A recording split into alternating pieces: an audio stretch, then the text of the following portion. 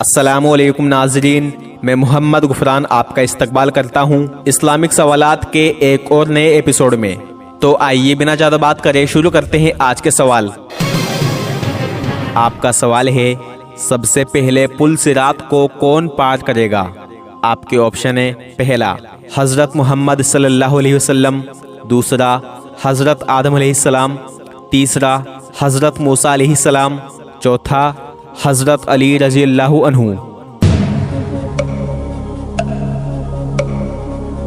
اس کا صحیح جواب ہے پل صراط، جو کہ جہنم پر بنا ہوا پل ہے۔ اس پل کو سب سے پہلے اور آسانی کے ساتھ حضرت محمد صلی اللہ علیہ وسلم پار کریں گے۔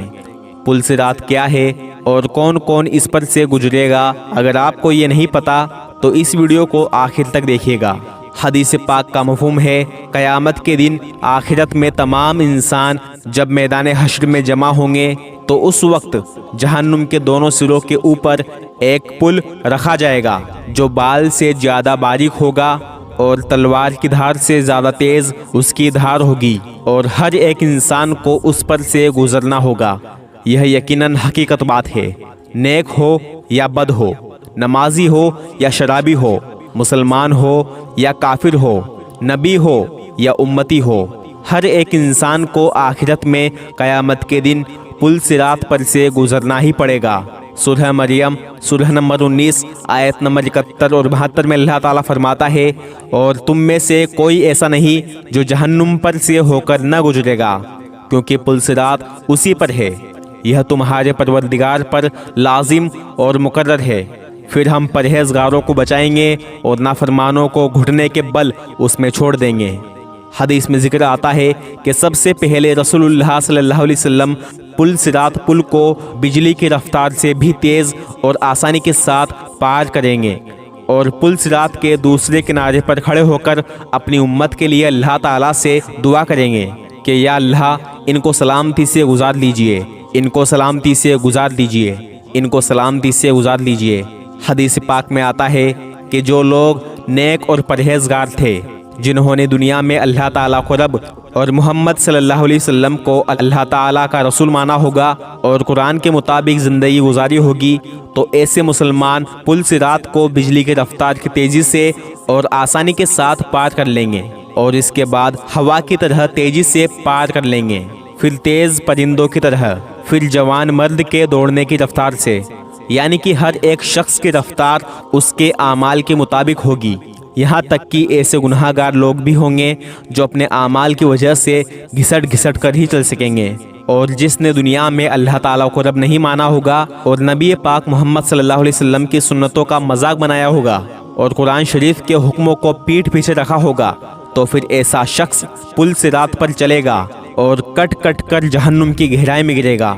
حدیث پاک میں آتا ہے کہ پل صراط کے دونوں طرف لوہے کے آنکڑے لٹکے ہوئے ہوں گے، جن کو یہ حکم دیا جائے گا کہ جو لوگ اللہ کی نافرمانی کرتے تھے اور امانت میں خیانت کرتے تھے اور آپس کے رشتوں میں جھگڑے پیدا کرتے تھے، ان کو پکڑ کر جہنم کی آگ میں دھکیل دیں گے۔ کچھ لوگوں کو ان آنکڑوں کی وجہ سے صرف چھوٹی موٹی خراش آئے گی اور وہ نجات پا جائیں گے، اور جو اللہ کے نافرمان تھے وہ جہنم کی گہرائی میں دھکیل دیے جائیں گے۔ حضرت ابو ہریرہ رضی اللہ عنہ حدیث کے بہت بڑے راوی ہیں، وہ کہتے ہیں، قسم ہے اس ذات کی جس کے قبضے میں ابو ہریرہ کی جان ہے، بے شک جہنم کی گہرائی 70 سال کی مسافت کے برابر ہے۔ یعنی اگر کسی پتھر کو پل صراط سے نیچے جہنم میں پھینکا جائے تو اس پتھر کو جہنم کی گہرائی میں پہنچنے میں 70 سال لگ جائیں گے۔ حضرت سیدنا فضیل بن عیاض رحمۃ اللہ علیہ فرماتے ہیں کہ پل صراط کا راستہ 15,000 سال کے برابر ہے۔ 5,000 سال اوپر چڑھنے میں لگیں گے اور 5,000 سال اس پر سے گزرنے میں لگیں گے اور 5,000 سال نیچے اترنے میں لگیں گے، اور قیامت کا ایک دن 50,000 سال کے برابر ہوگا۔ لیکن اللہ تعالیٰ کے فرما بردار کے لیے اور پرہیزگاروں کے لیے یہ وقت کچھ بھی نہیں ہوگا۔ اتنا مشکل وقت بھی اللہ کے نیک بندوں کو ایسا لگے گا جیسے ظہر سے لے کر عصر کا درمیانی وقت ہوتا ہے۔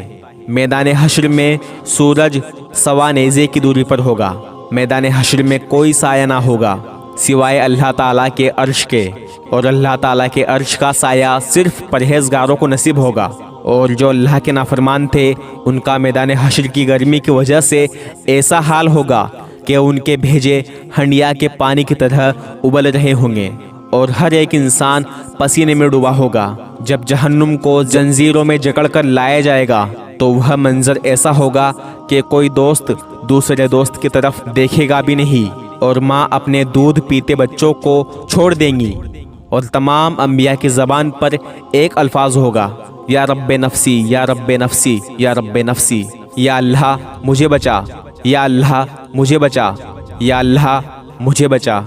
لیکن ایسے خوفناک اور میدان حشر کے ماحول میں بھی ہمارے نبی رسول اللہ صلی اللہ علیہ وسلم ہم جیسے گناہ گاروں کے لیے اللہ تعالیٰ سے دعا کر رہے ہوں گے اور کہہ رہے ہوں گے، یا رب امتی یا رب امتی یا رب امتی، یا رب میری امت کو بچا، یا رب میری امت کو بچا، یا رب میری امت کو بچا۔ کون سی امت جو آج اللہ کے حکم اور نبی کی سنتوں پر چلنے میں شرم محسوس کرتی ہے؟ کون سی امت جو آج نماز کو چھوڑ کر بے فکری سے زندگی جی رہی ہے؟ کون سی امت جو آج اللہ کو چھوڑ کر درگاہوں پر جا کر منتیں مانگ رہی ہے؟ آخر کیا ہو گیا ہے ہمیں؟ جو راستہ ہمیں اللہ تعالیٰ نے قرآن میں بتایا، جو راستہ ہمیں محمد صلی اللہ علیہ وسلم نے حدیث پاک میں بتایا، اور جس راستے پر ہمارے صحابہ کرام رضی اللہ عنہم نے اپنی زندگی لگا دی، ہم اس راستے کو چھوڑ کر ایسے راستے پر آ گئے جس کی منزل صرف اور صرف جہنم کی آگ ہے۔ کیا ہمیں موت نہیں آئے گی؟ کیا ہمیں قبر میں نہیں جانا؟ کیا ہمیں پل صراط کو پار نہیں کرنا؟ کیا ہمیں میدان حشر میں اللہ تعالیٰ کے سامنے کھڑا نہیں ہونا؟ کیا ہمیں جنت کو چھوڑ کر جہنم میں جانا پسند ہے؟ تو پھر کیوں ہم نیکی کے راستے کو چھوڑ کر گناہ کے راستے پر آ گئے؟ ابھی بھی وقت ہے میرے بھائیو دوستو، یہ زندگی چند سالوں کی زندگی ہے۔